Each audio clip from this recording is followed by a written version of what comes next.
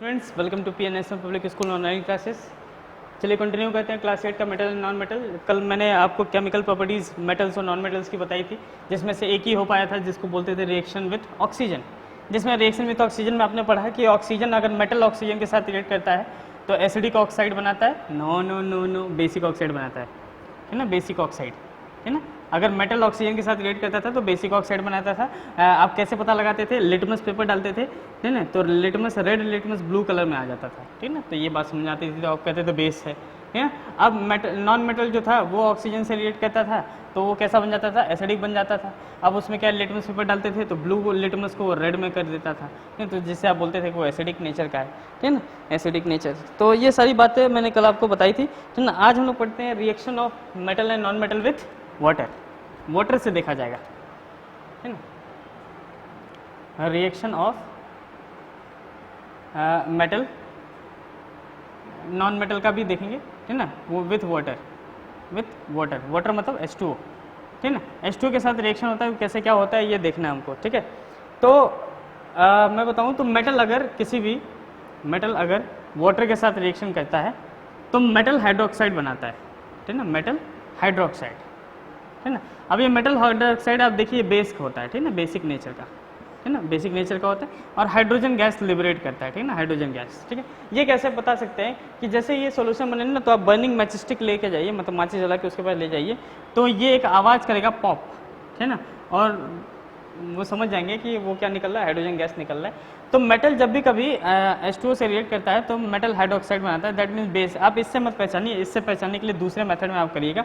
ये समझ लीजिए बेस अगर होगा तो बेस आप जानते हैं ना, रेड लिटमस को ब्लू में कर देता है ना। तो ये जो काम कर पाएगा रेड लिटमस को ब्लू में, यानी कि बेसिक कलर बना देगा बेसिक, तो वो मेटल ही कर सकता है। क्योंकि नॉन मेटल अगर कभी किसी वाटर के साथ रिएक्ट किया तो इसमें कोई रिएक्शन नहीं होगा, नो रिएक्शन, मतलब कुछ नहीं कर सकता।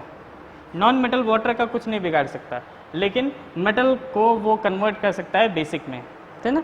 तो ये बातें आपको समझ में आ रही होगी। जैसे मेटल का कोई भी एग्जांपल ले लें, जैसे मान लीजिए जिंक ले लें, जिंक प्लस वाटर ले लें, ठीक है, तो ये मेटल जिंक हाइड्रोक्साइड बनाएगा, यानी कि जिंक हाइड्रोक्साइड, ठीक है, जिंक हाइड्रोक्साइड बन जाएगा, ठीक है, और साथ में H2 गैस लिबरेट कर जाएगी, ठीक है। तो ये सब होता है। लेकिन अभी वही कुछ और ले लें, जैसे मान लीजिए मैंने ले लिया क्लोरीन का, क्लोरीन नॉन मेटल है H2O के साथ, तो आप कह देंगे नो रिएक्शन सर, कुछ नहीं हो सकता इसका, ठीक है ना, आ उसमें। तो ये नो रिएक्शन हो जाएगा और वो जिंक हाइड्रोक्साइड बनाएगा जो कि बेस होता है, रेड लिटमस को ब्लू में कन्वर्ट करता है, ठीक है ना। अच्छा, जब वाटर एयर ये सब प्रेजेंट होते हैं तो एक चीज़ होता है इन लोगों के साथ, मेटल्स के साथ, क्योंकि ये तो रिएक्शन देते ही नहीं है, ठीक है ना, इन नॉन मेटल्स का रिएक्शन होता ही नहीं है। लेकिन मेटल्स के साथ अगर वाटर रिएक्ट करता है तो एक चीज़ होता है, मतलब एक खराबी आ जाती है जिसको बोलते हैं कोरोजन, है ना, कोरोजन। अब ये कोरोजन क्या होता है? हर एक चीज़ का अलग अलग होता है, मैं समझाऊंगा अभी आपको।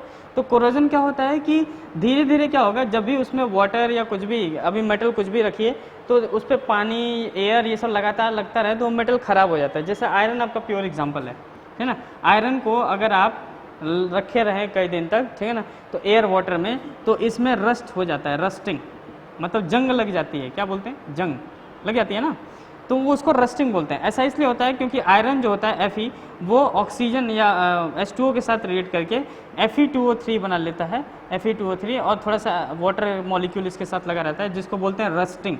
ये रस्टिंग का फॉर्मूला होता है आयरन का, ठीक ना। किस कलर का होता है? रेडिश ब्राउन कलर का हो जाता है ना, रेडिश ब्राउन कलर का, ठीक ना। तो रेडिश ब्राउन कलर का हो जाता है, तो देखेंगे आयरन आपको क्या होता है, धीरे धीरे खराब हो जाता है।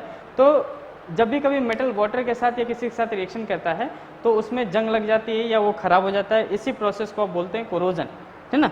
यानी कि धीरे धीरे मेटल का खराब होना एयर और वाटर के प्रेजेंस में क्या कहलाता है? रस्टिंग, ठीक है ना। इसका डेफिनेशन आपके बुक में मिल जाएगा, ठीक है। तो ये बात समझ आ रही है, रस्टिंग आपको, ठीक है। ऐसे ही कई लोगों का होता है, कॉपर का भी रस्टिंग होता है, कॉपर रस्टिंग, सॉरी। अच्छा देखिए, आयरन का अगर कोरोजन हुआ तो उसको आप अलग नाम देंगे, रस्टिंग, ठीक है ना। रस्टिंग सिर्फ आयरन के लिए होता है, बाकी सबके लिए कोरोजन होता है। कॉपर का अगर कोरोजन करेंगे तो देखेंगे ध्यान से, तो कॉपर मतलब तांबे का अगर बर्तन आप कुछ दिन तक पानी वानी डाल के रखे रहिए तो उस पर ग्रीन कलर की कोटिंग चढ़ जाती है, हरे कलर की, आप देखेंगे ध्यान से, तो हरे कलर की कोटिंग चढ़ती है उस पर, यानी कि वो धीरे धीरे कॉपर धीरे धीरे खराब होता है है ना, वाटर के प्रेजेंस में, तो कॉपर का ऐसा कुछ होता है, तो वो कॉपर का कोरोजन होता है, ग्रीन कलर की कोटिंग चढ़ती है ना, आप देखे होंगे। और इसको साफ करने के लिए आप इसको नींबू उबू से साफ करते हैं, सिट्रिक एसिड, देखिए इसको साफ करने के लिए एसिड का इस्तेमाल करते हैं, है ना, तो नींबू में सिट्रिक एसिड मिलता है, लेमन में, है ना, तो लेमन से आप साफ कर देते हैं कॉपर के बर्तन को, तांबे वगैरह जो पूजा वाला बर्तन होता है, ठीक है ना, तो उसको साफ कर देते हैं आप, ठीक है। तो कॉपर का ये होता है।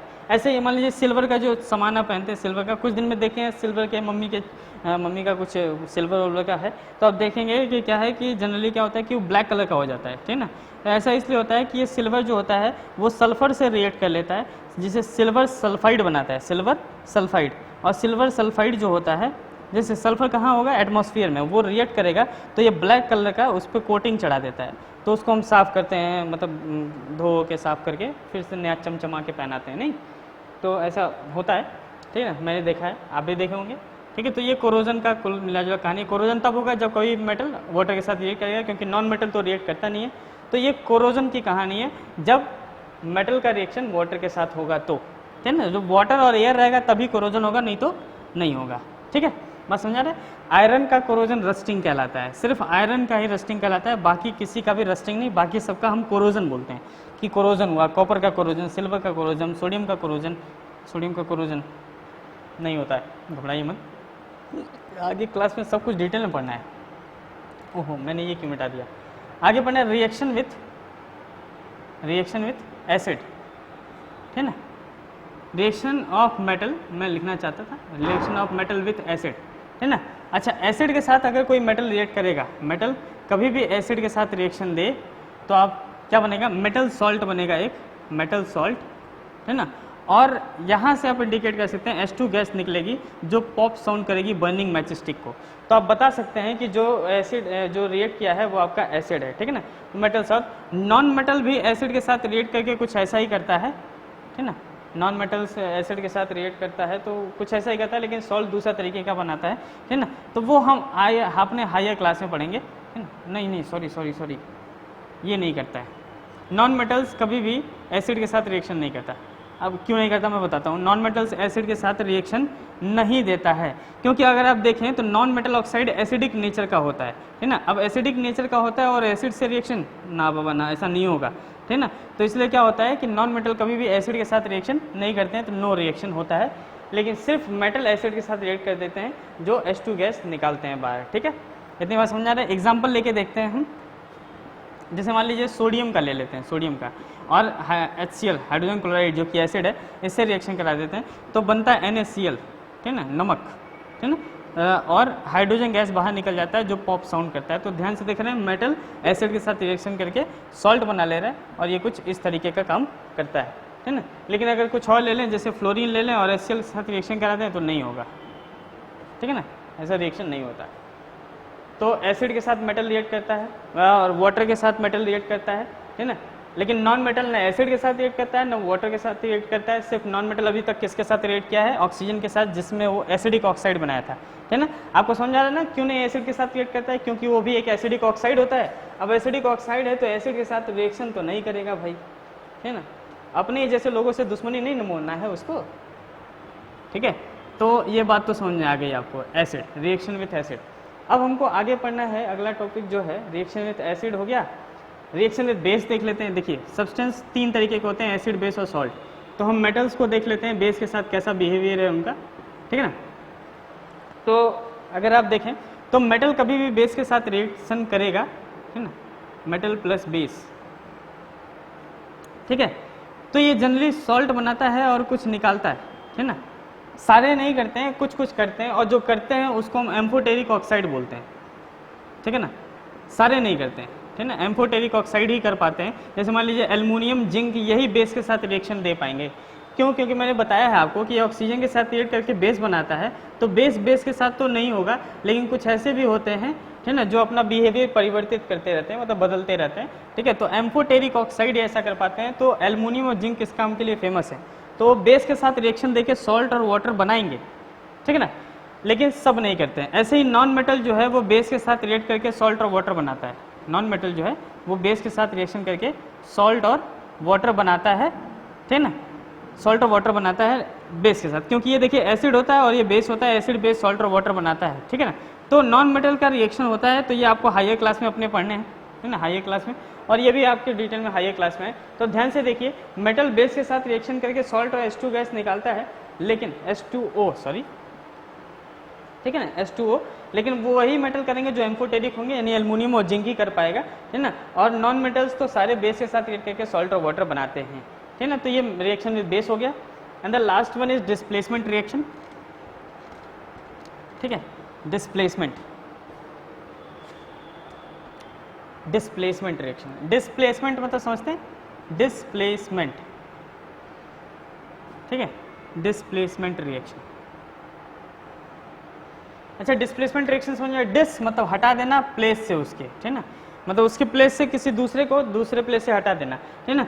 तो ये वही लोग कर पाते हैं, जैसे मान लीजिए कोई ए है, ठीक है ना, BC से रिएक्शन किया, तो क्या करेगा, इसने B को हटा के अपने उसके जगह आ गया, ठीक है ना। तो यहाँ पे क्या हो रहा है कि A ने B को हटा दिया, तो डिस्प्लेसमेंट रिएक्शन है, ठीक है ना। तो ये क्या है कि रिएक्टिविटी सीरीज के आधार पे आप बता सकते हैं कि कौन किसको डिस्प्लेस करेगा। तो रिएक्टिविटी सीरीज में लिख देता हूँ, ठीक ना, तो आप याद कर लीजिए, जिसके ऊपर वाला नीचे को डिस्प्लेस कर सकता है। तो जैसे मान लीजिए ये सब जो होते हैं,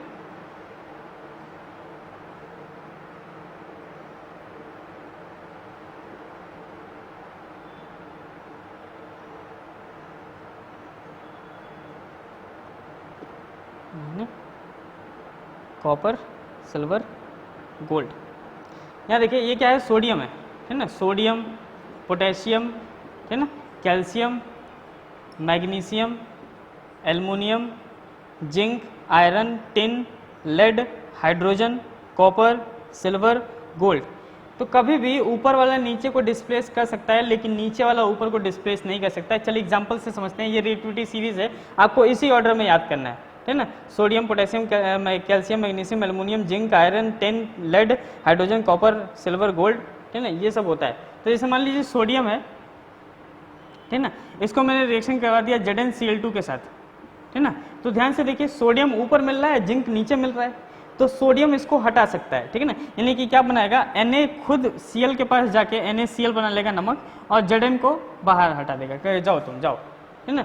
तो ये क्या होता है कि डिस्प्लेसमेंट रिएक्शन। लेकिन मैं यही काम उल्टा कर दूं कि जिंक जो है वो NaCl के साथ रिएक्शन करेगा। तो अब ध्यान से देखिए, नीचे वाला है, ये ऊपर वाला है, तो नीचे वाला ऊपर वाले को डिस्प्लेस नहीं कर सकता, तो यहाँ पे नो रिएक्शन आप लिख के चले आएंगे। तो क्वेश्चन क्या पूछता है, ऐसे दो दे देगा, बोलेगा प्रोडक्ट बना के दिखाइए क्या बनना है। तो आपको याद होना चाहिए कि ये ऊपर मिलता है तो इसको हटा के बना सकता है, और ये ऊपर नहीं नीचे मिलता है तो ये इसको नहीं हटा सकता, तो सीधे नो रिएक्शन लिख के चले आना है, ठीक है ना। तो ये डिस्प्लेसमेंट रिएक्शन की बस एक ही चीज़ याद रखिए, ये याद रखेंगे तो इसका सब कुछ समझ में आ जाएगा आपको। यानी कि वो ऊपर वाले इंसान नीचे वाले को हटा सकते हैं, लेकिन नीचे वाले ऊपर वाले को नहीं हटा सकते। इसलिए क्या है कि ये रिएक्शन वही दे पाते हैं जो रिएक्टिविटी सीरीज में ऊपर मिलते हैं, ठीक है ना।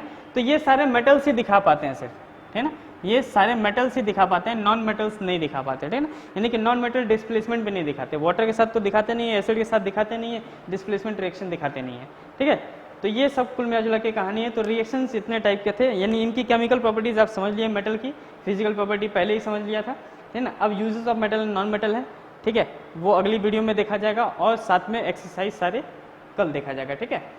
तो तब तक आप पढ़ लीजिए एक बार फिर से, इसको बैक करके देखिए, सब कुछ चीज़ें अच्छे से समझ में आएगी आपको। वीडियो को लाइक कीजिए, सब्सक्राइब कीजिए, थैंक यू।